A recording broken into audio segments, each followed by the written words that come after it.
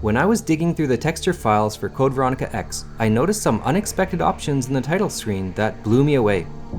In the difficulty select menu, it says very easy, easy, and normal. Nothing out of the ordinary. But beneath that is Steve and Extreme, albeit Extreme is spelled wrong. Needless to say, it raised a lot of questions. Was there a scenario called Steve? Why was it placed before Extreme, which one would assume is another difficulty? Or was it actually one game type called Steve Extreme? And what would Steve Extreme look like? Roll the tape. Okay, let's do it!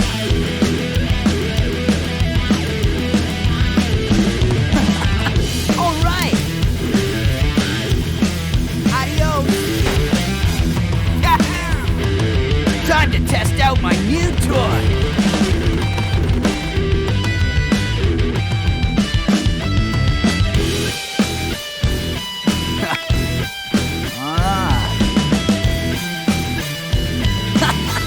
Oh yeah, that felt good! I would have killed more. But I thought that you needed a workout. Okay, so it's probably not Steve Extreme. I don't think the world would ever be ready for that. Back to the mystery menu, it looks like options for 2 unused game modes were left in, along with the logo for the trial edition, which was for the demo. Unfortunately, I can only speculate what those options were. The texture file is for the Gamecube version of Resident Evil Code Veronica X, and I saw it by using the Dolphin emulator. If you haven't already, check out InkRibbon's fantastic tutorial video on how to do that. As far as I know, the difficulty select menu is only used in the Japanese version. However, this can be found in the North American game too. My first thought is that Extreme was most likely a harder difficulty that was cut for whatever reason. Maybe they felt the game was already too difficult, considering they included a very easy option. A higher difficulty is a common addition to games in the RE series going way back to the director's cut in 1997. And it probably wouldn't take too many resources adding one in Code Veronica X either, so this seems very likely to me. Happy now? But a Steve option really gets the mind racing and has big implications. What? Obviously, it looks like a game mode where you control Steve Burnside for his own campaign, but what does that mean? It could be similar to Dead Aim, where beating the game lets you play as Fong Ling, but it plays exactly the same except the character model is different.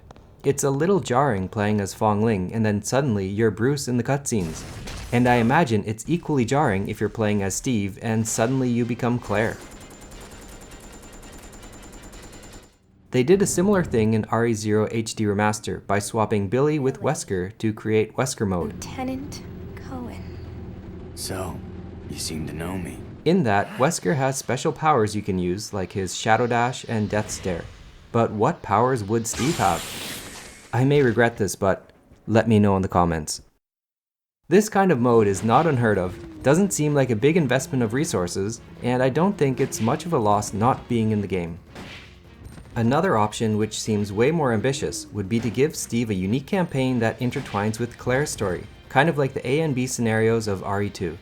Starting with his escape from prison, getting the gold Lugers, bursting through the window, and so on. Basically filling all the gaps whenever he's not on screen. They could even show some interaction between Steve and Alexia after he's captured. But this seems like a big addition and would require a lot of work, and maybe they thought it wasn't worth it.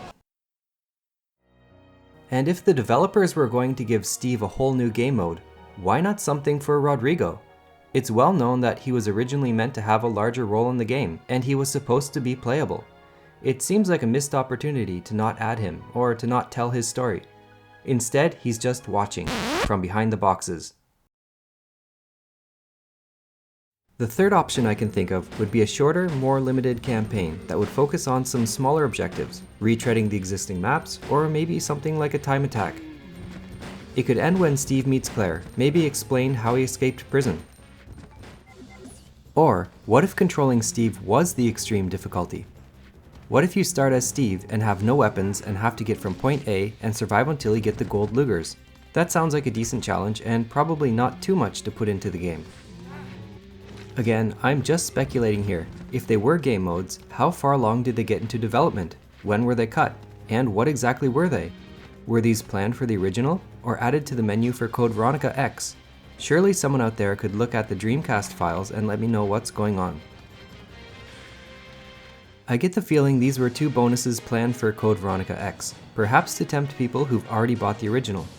Keep in mind, Code Veronica X did release on Dreamcast in Japan as the Kanzenban, but outside Japan, Code Veronica X was only available on PS2.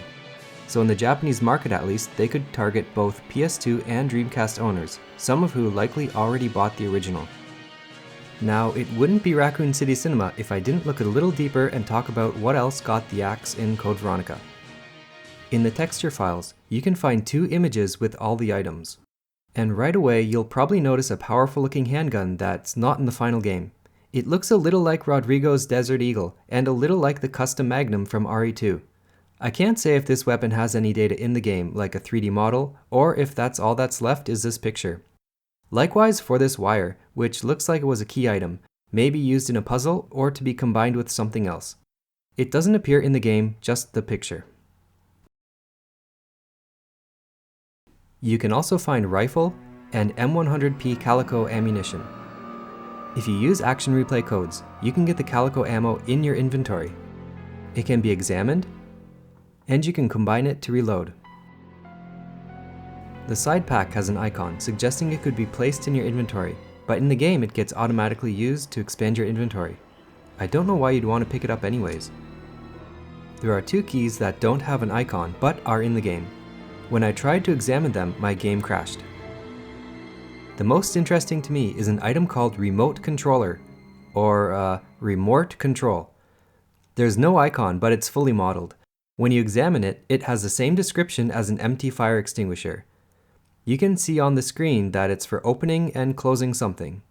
And your guess is as good as mine. Probably some creepy room of Alfred's. Consider the area you are in a special playground I have prepared just for you.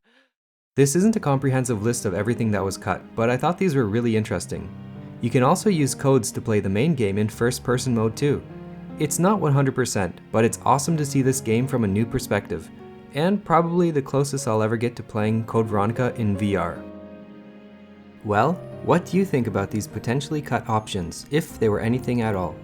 Extreme difficulty seems like a no-brainer, but how much do you want to play Steve Extreme? Surely I'm not the first person to find this, and normally I don't like speculating, but I couldn't find anything about it, so if anyone has any information, a long-lost interview or the texture file from the Dreamcast, please let me know. I'm Will from Raccoon City Cinema, and thanks for watching.